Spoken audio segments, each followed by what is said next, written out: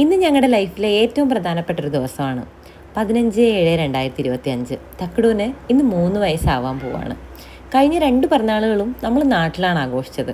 പക്ഷേ ഇപ്രാവശ്യം നാട്ടിൽ പോകാൻ പറ്റിയില്ല. അതുകൊണ്ട് ഇവിടെ ഹൈദരാബാദ് ആഘോഷിക്കാമെന്ന് വിചാരിച്ചു. ബർത്ത്ഡേ ബോയ് എണീറ്റിട്ടില്ല, ആൾ നല്ല ഉറക്കത്തിൽ തന്നെയാണ്. രാവിലെ തന്നെ നമ്മൾ പരിപ്പ് പായസം ഉണ്ടാക്കി, പിന്നെ ചായയും റെഡിയാക്കി. നമുക്കിവിടെ അടുത്തുള്ള അയ്യപ്പൻ്റെ അമ്പലത്തിൽ പോകണം. അതുകൊണ്ട് രാവിലത്തെ പണികളൊക്കെ വേഗം തീർക്കണം. ഇവിടുത്തെ അമ്പലത്തിൽ ഞാൻ ഇതുവരെ പോയിട്ടില്ല. അപ്പോൾ എനിക്ക് ഭയങ്കര എക്സൈറ്റ്മെൻ്റ് ആയിരുന്നു. അങ്ങനെ എല്ലാം റെഡിയാക്കി നമ്മൾ അമ്പലത്തിൽ പോകാൻ വേണ്ടി ഇറങ്ങി. തക്കട് പുതിയ ഡ്രസ്സൊക്കെ ഇട്ട് റെഡിയായി. അപ്പം നമ്മൾ 3 അമ്പലത്തിൽ പോകാൻ വേണ്ടി ഇറങ്ങി. അമ്പലം തപ്പി കുറേ നടന്നു കേട്ടോ. നമ്മുടെ നാട്ടിലെ പോലെയല്ല, ഒരുപാട് ബിൽഡിങ്ങിൻ്റെ ഇടയിലാണ് ഇവിടെ അമ്പലം. കണ്ടുപിടിക്കാൻ നമ്മൾ ലേശം ബുദ്ധിമുട്ടി. ഇതാണ് കേട്ടോ ഇവിടുത്തെ അമ്പലം. ആരോടൊക്കെയോ ചോദിച്ച് ഏതൊക്കെയോ വഴിയിലൂടെ പോയി. ലാസ്റ്റാണ് നമ്മളിവിടെ എത്തിയത്. അമ്പലത്തിൻ്റെ ഉള്ളിലൊക്കെ കാണാൻ നല്ല ഭംഗിയുണ്ടായിരുന്നു. പക്ഷേ അവിടെ നമുക്ക് വീഡിയോ ഒന്നും എടുക്കാൻ പറ്റില്ല. വേണമെങ്കിൽ ചോദിച്ചിട്ട് എടുക്കാമായിരുന്നു. പക്ഷേ ഫസ്റ്റ് ടൈം ആയതുകൊണ്ട് നമ്മൾ ചോദിച്ചില്ല. പിന്നെ ഒരിക്കലാവട്ടെ എന്ന് വിചാരിച്ചു. ഇവിടെയുള്ളവരായിരിക്കും അമ്പലത്തിൽ നിന്നാണ് ഞാൻ വിചാരിച്ചത്. പക്ഷേ അവിടെ നല്ല മലയാളികളും നല്ല മലയാളം ഭക്തിഗാനമൊക്കെ വെച്ചിട്ടുണ്ട്. അത് കേട്ടപ്പോൾ തന്നെ എനിക്ക് ഭയങ്കര ഇഷ്ടമായി. ഇവിടുത്തെ ഭാഷ എത്ര കേട്ടിട്ടും എനിക്കങ്ങോട്ട് മനസ്സിലാകുന്നില്ല. അതുകൊണ്ട് തന്നെ എപ്പോഴെങ്കിലും ഒരു മലയാളം കേൾക്കുമ്പോൾ വല്ലാത്തൊരു സന്തോഷമായിരിക്കും.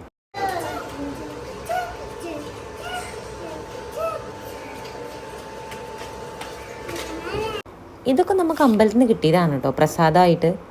അതിൽ തേങ്ങയും 2 കവറിൽ പായസവും പിന്നെ കുറിയൊക്കെ ഉണ്ടായിരുന്നു.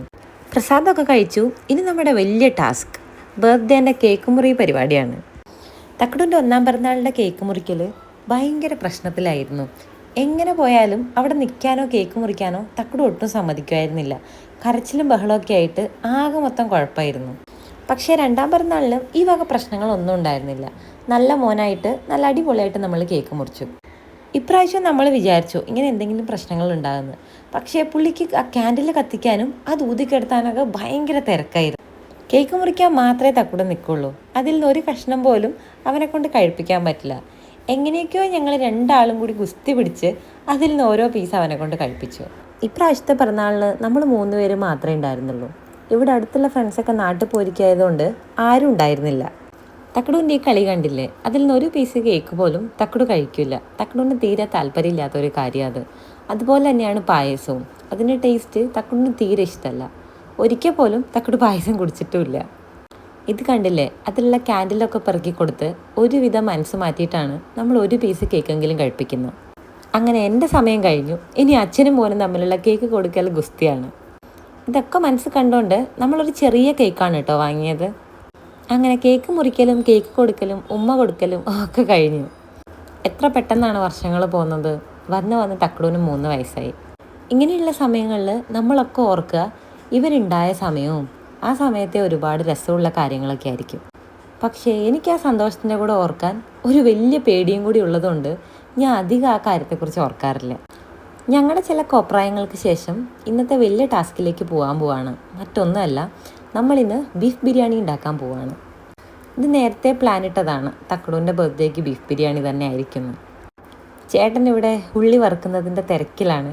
നല്ല ചൂടായതുകൊണ്ട് ഈ പണീൻ്റെ ഇടയിൽ നമ്മളോരോ ലൈം സോഡയൊക്കെ ഉണ്ടാക്കി കുടിക്കുന്നുണ്ട്.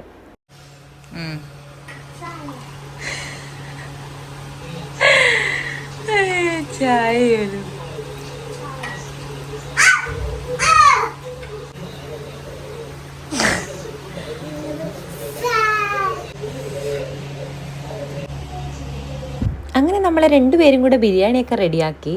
ബിരിയാണി ദം ചെയ്യാൻ വെച്ച സമയമാകുമ്പോഴത്തേക്കും തക്കട് പാവം ഉറങ്ങിപ്പോയി. അവൻ്റെ ഉറക്കമൊക്കെ കഴിഞ്ഞ് എഴുന്നേറ്റ് നമ്മൾ 3 പേരും കൂടി നല്ല അടിപൊളിയായിട്ട് ബിരിയാണി കഴിച്ചു. നമ്മൾ ഉണ്ടാക്കിയതുകൊണ്ട് പറയല്ല കേട്ടോ, നല്ല ടേസ്റ്റ് ഉണ്ടായിരുന്നു. വൈകിട്ടൊരു 6 മണിയായപ്പോൾ നമ്മളൊന്ന് പുറത്തേക്ക് പോകാൻ വേണ്ടി ഇറങ്ങി. ഇവിടെ അടുത്തുള്ള NTR ഗാർഡനിലേക്കാണ് കേട്ടോ പോകുന്നത്. റോഡിലൊക്കെ നല്ല അടിപൊളി ബ്ലോക്കായിരുന്നു. സാധാരണ പോകുന്നതിനേക്കാട്ടിലും നല്ല സമയമെടുത്താണ് നമ്മൾ അവിടെ എത്തിയത്. ഇവിടെ കണ്ടില്ലേ, ലൈറ്റൊക്കെ ഇട്ട് ഇങ്ങനെ ഡെക്കറേറ്റ് ചെയ്തിട്ട് കാണാൻ തന്നെ എല്ലായിടവും നല്ല ഭംഗിയുണ്ട്. ഇതാണ് ഇവിടുത്തെ പാർക്കിൻ്റെ എൻട്രൻസ് വരുന്നത്. നമുക്ക് കാണാനും ഫോട്ടോ എടുക്കാനൊക്കെ പറ്റിയ ഒരുപാട് കാര്യങ്ങൾ ഇവരിവിടെ ചെയ്തിട്ടുണ്ട്. അതുകൊണ്ട് തന്നെ നല്ല തിരക്കാണ്.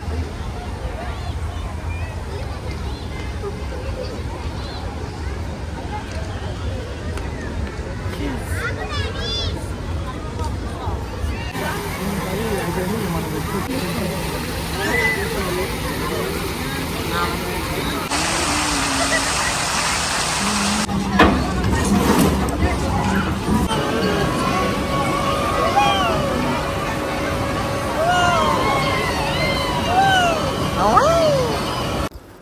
വേണ്ടിയിട്ടുള്ള ഒരുപാട് റൈഡും കാര്യങ്ങളൊക്കെ ഇവിടെ കൊടുത്തിട്ടുണ്ട്. അതുകൊണ്ട് തന്നെ കുട്ടികൾക്ക് ക്യൂ നിന്നാണ് ഇതിൽ കയറുന്നത്. നമ്മുടെ കുട്ടിക്ക് പിന്നെ ഈ കാര്യങ്ങളിലൊന്നും താല്പര്യമില്ലാത്തതുകൊണ്ട് നമ്മൾ നേരെ പുറത്തിറങ്ങി. പാർക്കിൻ്റെ ഉള്ളിൽ തക്കുട് നല്ല മൂഡ് ഓഫ് ആയിരുന്നു. പക്ഷെ പുറത്തിറങ്ങി വണ്ടിയും കടയും കാര്യങ്ങളൊക്കെ കണ്ടപ്പോൾ ആൾ റെഡിയായി. ഇവിടെയൊക്കെ ലൈറ്റൊക്കെ ഇട്ട് നന്നായി ഡെക്കറേറ്റ് ചെയ്തിട്ടുണ്ട്. നല്ല ഭംഗിയില്ലേ ഇവയൊക്കെ കാണാൻ. തക്കുടിന് ഏത് വണ്ടി വാങ്ങണം എന്നുള്ള കൺഫ്യൂഷനിലായിരുന്നു. ഓരോന്ന് കാണുമ്പോൾ നേരത്തെ എടുത്തത് അവിടെ വയ്ക്കും, എന്നിട്ട് പുതിയതിൻ്റെ പുറകെ പോകും.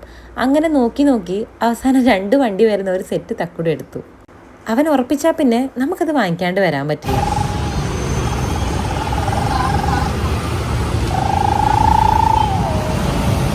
ഇതിവിടുത്തെ ഫേമസ് ആയിട്ടുള്ള ഹുസൈൻ സാഗർ ലേക്കാണ് കേട്ടോ.